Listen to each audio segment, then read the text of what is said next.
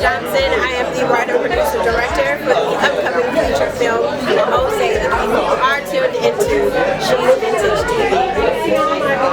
Your main character is Ruth, and she's a successful African-American lawyer who seems to have it all together. Why was it so important to show her personal life falling apart? I think a lot of times in life we just tend to focus and compartmentalize so many things, and it's really important as a writer just to show the different dimensions of your characters.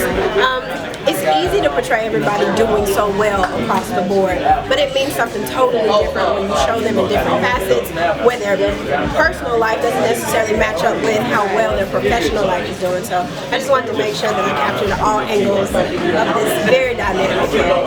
Cool. I'm really excited. So what drew you to want to be a part of the Mosaic film? Well, I met Michael Mario Good, one of the producers, and I auditioned for Devyne.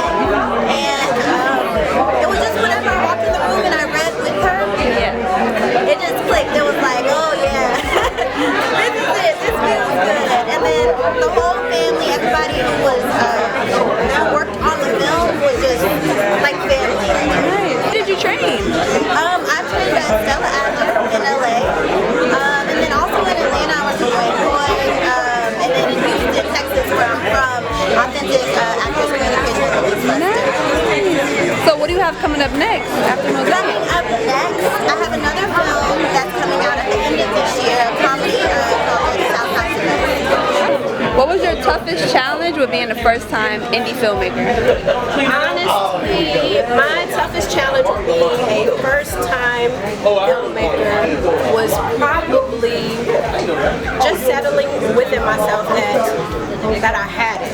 You know what I mean? Like, everybody has their own opinion about how things should be, how things should go, how things should be structured. It's really important to me, though, to make sure that I speak in my own voice and make sure that I portray whatever creativity that I wanted to portray. So just asserting myself and making sure that I got the shots that I wanted, that I was able to communicate to my cast and my crew what I was wanting, and to make sure that we actually got what I wanted. So yeah, that was probably the biggest. How did you actually acquire the funding for the film? Because that's a very hard task for indie filmmakers. Acquiring funding for an independent film. Everything about Mosaic was unconventional and non-traditional. I didn't see any outside investors. I didn't see any ancillary funding.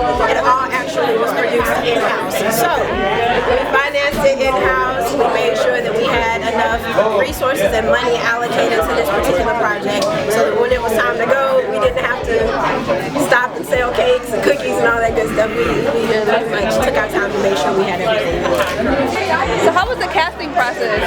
What did you like about it? It's funny because I actually found out about the film in an acting workshop with my manager, and he just asked anybody want to audition. I was like, me.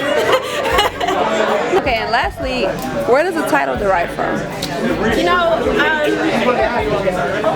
when I think about just all the different relationships and all the different people who have contributed to my personal life, on the face of it all, it's really just very jagged pieces of my different relationships and what I was able to take from different people. So, strictly defined, my life is a mosaic, and so I was able to just kind of translate that topic, translate that definition into these different relationships with my cast and how it all kind of came together piece by piece with my crew. So it just